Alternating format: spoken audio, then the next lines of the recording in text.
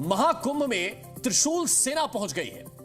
साधु संतों की सनातनी सेना के हाथों में बड़े बड़े त्रिशूल हैं।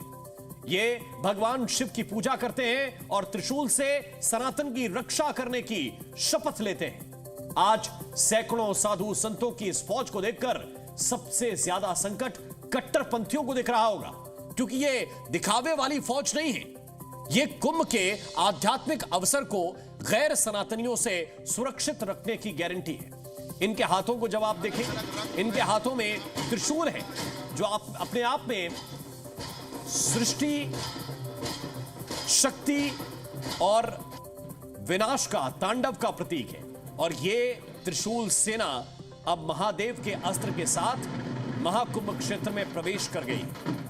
और ये वो सेना है जिस सेना ने हमेशा सनातन को सुरक्षित रखने का बीड़ा उठाया है। जब जब सनातन पर कोई संकट आया है, ये त्रिशूल सेना सबसे अगली पंक्ति में, सबसे आगे की कतार में खड़ी नजर आई। और आज ऐसी ही त्रिशूल सेना का प्रवेश हुआ है महाकुंभ की धरती पर। महाकुंभ के परिसर में तकरीबन 40 एकड़ की भूमि पर महाकुंभ क्षेत्र में शिविर लगे हैं और उसमें सबसे महत्वपूर्ण है अलग अलग अखाड़ों के स्थान। और ये देखिए, 3 तस्वीरें आपको हम दिखा रहे हैं। एक तरफ महाकुंभ में इंडियन आर्मी, दूसरी तरफ महाकुंभ में सनातन आर्मी और तीसरी तरफ महाकुंभ में योगी की फोर्स। ये 3 लेयर हैं जिनको आप समझ लीजिए। इंडियन आर्मी का दायित्व तो यह है कि अगर किसी तरह से कोई गड़बड़ी करने की कोशिश करेगा, कोई बड़ा हमला करने की कोशिश करेगा, तो उससे डील करेगी इंडियन आर्मी। योगी फोर्स का दायित्व है पूरी व्यवस्थाएं बनाने का, और इसमें भी कोई दखलंदाजी करने की कोशिश करेगा तो तत्काल उसे सबक सिखाया जाएगा। और इन सब के बीच सनातन आर्मी यानी कि वो त्रिशूल सेना जिसके बारे में हम आपको विस्तार से बता रहे हैं, वो त्रिशूल सेना आकर डट गई है।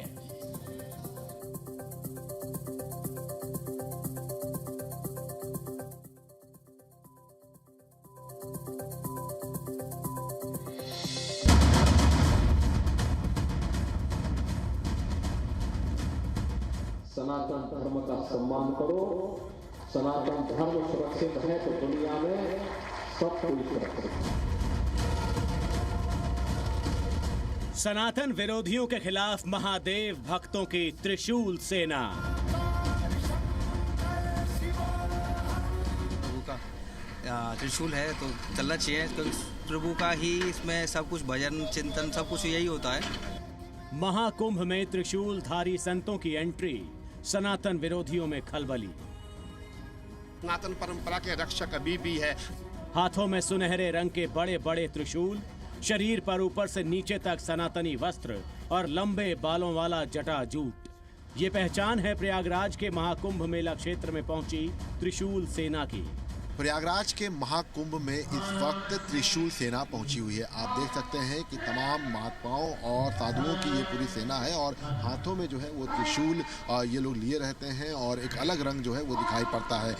ये त्रिशूल सेना महाकुंभ के खिलाफ साजिश रचने वाले गैर सनातनियों को अभी से खबरदार कर रही है। शिव भक्तों की ये फौज भेष बदलकर मेला क्षेत्र में आने वाले कट्टरपंथियों को दूर रखने के लिए तैयार खड़ी है।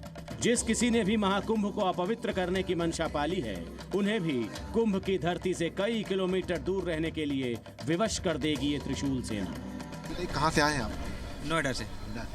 तो ये जो त्रिशूल है, इसका क्या महत्व है? क्या आप लोग लेकर चलते हैं तो क्या इसका महत्व? ये भगवान शिव का है।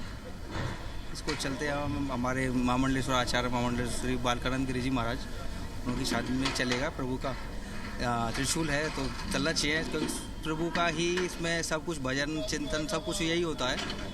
त्रिशूल को भगवान शिव का सबसे प्रिय अस्त्र माना जाता है। ये पवित्रता, शुभ कर्म और शक्ति का प्रतीक है। इसीलिए महाकुंभ की धरती पर त्रिशूल सेना का आगमन हुआ है। ये एक त्रिशूल जो है ये लेकर चलते हैं और ये जो पूरी सेना होती है इसको त्रिशूल सेना कहा जाता है। और ये कहा जा रहा है कि महाकुंभ में अलग अलग सेनाएं पहुंच रही, जिसमें ये त्रिशूल सेना। महाकुंभ में त्रिशूल लेकर नागा साधु भी पहुंचे। सनातन की सबसे प्राचीन सेनाओं में एक नागा साधुओं के हाथों में जो अस्त्र शस्त्र होते हैं, उनमें त्रिशूल का खास महत्व है। ये त्रिशूल इनके संकल्प और धर्म की रक्षा का प्रतीक है। महाकुंभ में पहुंचे साधुओं के हाथों में त्रिशूल दिखने की वजह समझ लीजिए। यहाँ पहुंचे अखाड़े छावनी प्रवेश के समय अपने हथियारों का प्रदर्शन करते हैं। असल में इन साधुओं को सनातन की परंपरा का रक्षक माना जाता है और आज ये सनातन को बचाए रखने की क्षमता दिखा रहे हैं। आज के दिन हम अपना वैभव दिखाते हैं, हम क्या है, क्या अभी अखाड़े है, वो हम दिखाना चाहते हैं कि अभी अखाड़े है, सनातन परंपरा के रक्षक अभी भी है, अभी वो जीवित है। इसीलिए आजकल हमारा धन बल होता है, तन बल होता है, जन बल होता है। महाकुंभ सनातन धर्म के लिए एकता, अखंडता, ताकत, वैभव और शौर्य दिखाने का अवसर है और त्रिशूल सेना महाकुंभ से यही संदेश दे रही है। पहले समझिए कि इन्होंने अपने अस्त्र के रूप में त्रिशूल को ही क्यों चुना। त्रिशूल को बुराई पर अच्छाई की जीत का प्रतीक माना जाता है। ये नकारात्मक ऊर्जाओं को खत्म करने और आत्मज्ञान की राह में आने वाली बुराइयों से रक्षा करने का प्रतीक है। त्रिशूल को भूत, भविष्य और वर्तमान काल का प्रतीक माना जाता है। इसीलिए भगवान शिव को त्रिकालदर्शी भी कहा जाता है। त्रिशूल को 3 मानवीय शक्तियों ज्ञान, इच्छा और कर्म के संतुलन का प्रतीक कहते हैं। त्रिशूल को संसार के भौतिक और अध्यात्म पर महादेव के अधिकार का प्रतीक माना जाता है। ऐसा कहते हैं कि त्रिशूल नकारात्मक ऊर्जा को दूर रखता है, यानी महाकुंभ की पावन धरती पर त्रिशूल सेना की मौजूदगी से सकारात्मक ऊर्जा का प्रवाह होगा। सनातन धर्म पहले भी दुनिया को रास्ता दिखाता रहा है और महाकुंभ से भी संसार को नया मार्ग दिखाएगा।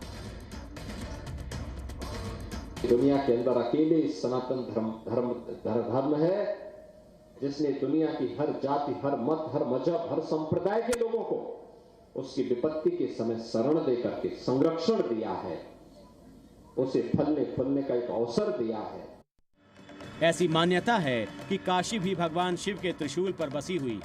शिव नगरी के बाद महाकुंभ में भी आपको हर तरफ त्रिशूल के ही दर्शन होंगे। महाकुंभ की तरफ पहुंच रहे भक्तों को रास्ते में भी महादेव के त्रिशूल और विशालकाय डमरू के दर्शन होंगे।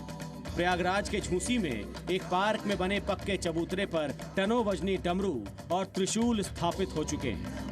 कांस्य और दूसरी धातुओं से बनी इस कलाकृति के दर्शन प्रयागराज